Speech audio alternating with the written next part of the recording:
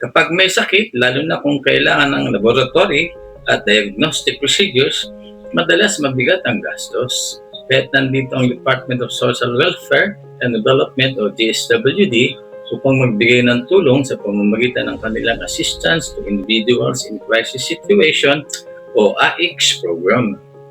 Paano nga ba humingi ng tulong? Una, pumunta sa pinakamalapit na DSWD Field Office o Crisis Intervention Unit.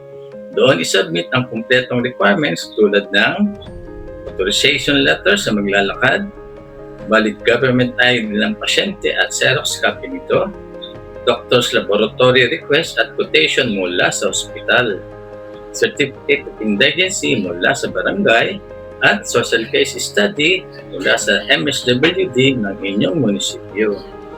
Ang DSWD social worker ang mag-a-assess kung kwalipikado ka sa assistance. Pagkasubmit, hintayin ang text message sa loob ng 30 araw mula sa DSWD sa payout schedule ng naturang medical assistance. Ang tulong na ito ay hindi lamang pera, kundi pag-asa.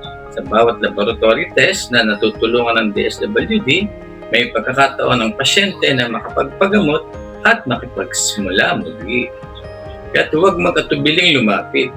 Ang DSWD ay kaagapay ng bawat Pilipino sa laban para sa kalusugan.